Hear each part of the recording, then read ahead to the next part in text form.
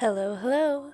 It's Rebecca, and I know that I am a tiny bit late for this month, but I still wanted to share my April bullet journal setup. For April, I started thinking about rain, but specifically raindrops and the ripples that form on ponds from them, so I thought that a great theme to incorporate that idea would be a frog theme with lily pads and lotus flowers.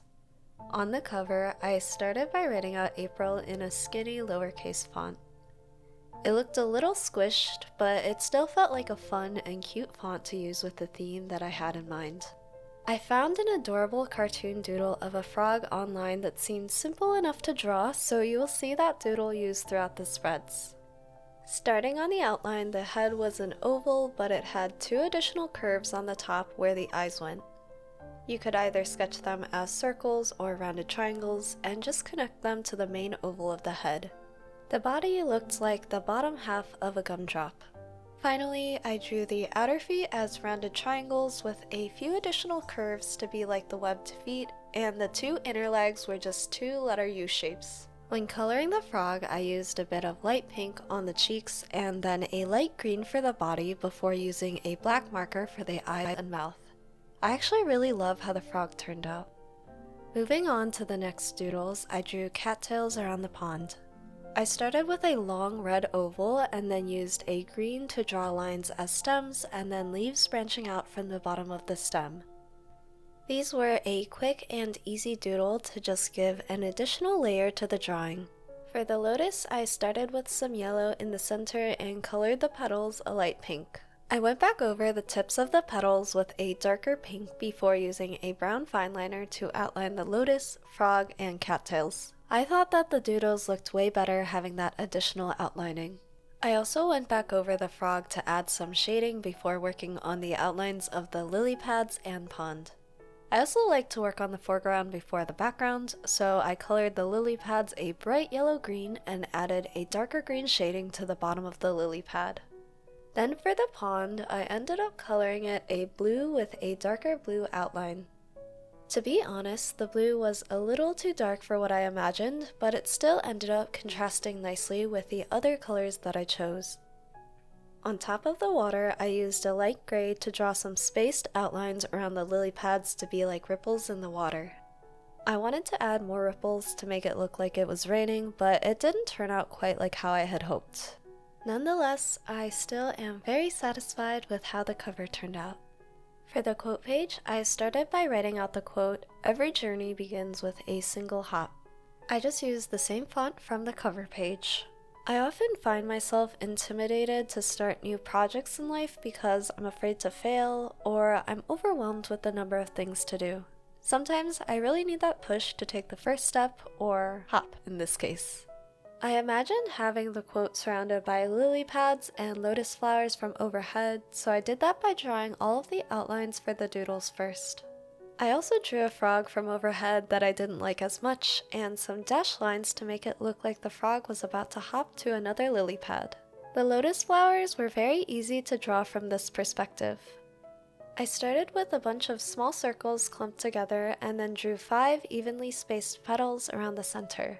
Then I just added petals in between each of those petals, and similarly, one more time for the outermost ring. The lily pads were also relatively easy to draw with a circle, and then I cut out a triangle randomly from each of the larger lily pads. I also added some additional lines reaching from the center outwards on them. It was honestly really relaxing and therapeutic to slowly color the page, and it made me remember why I enjoy using markers the most in my bullet journal. To finish the quote page, I just took the blue and gray markers from before and drew some ripple lines around the lily pads and lotuses.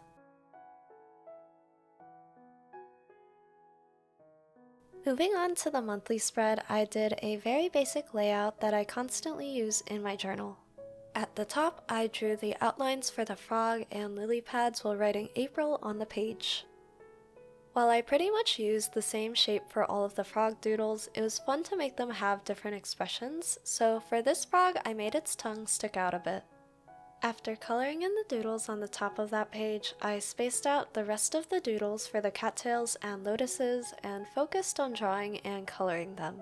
With the pink marker from the lotus petals, I highlighted where I wrote the days of the week on the calendar, and on the right side of the page, I made space and used a light green to highlight the headers for the monthly goals and the growth tracker sections. I always hesitate if I want to include a growth tracker section because I think it can be encouraging when you do see growth, but also discouraging if your growth doesn't align with what your expectations are. For the most part, I never expect myself to grow rapidly on any social media, so even if the number goes up by a single digit, it encourages me to continue making more content. I don't usually talk about goals, but I did want to say it out loud to hold myself accountable. I'm hoping to get a certification by the end of this month, so I hope that I'll be able to find time to focus on studying. On the calendar portion, I drew out the borders and highlighted the top of each section, alternating between two different shades of green. I decided to freehand the borders, and I think that the hand-drawn look made the theme more charming. After outlining all of the borders for the other sections, I used the brown fine liner and wrote out the dates on the calendar and the sections in the growth tracker. The bottom of the page felt empty, so I ended up layering washi tape on the bottom of the page, but I honestly think that the spread would have been fine without it. I also nearly forgot, but I added the ripple lines around the lily pads at the top of the page. As I'm sure you could guess, I decided to make a 4-week weekly spread in my bullet journal. I usually will stream when I make the 4-week weekly spreads, so this is actually the first time that it will go in a setup video for 2023. Much like the other pages, I wrote the title on the top left of the page as well as highlighted sections for a mini calendar and also a small content section.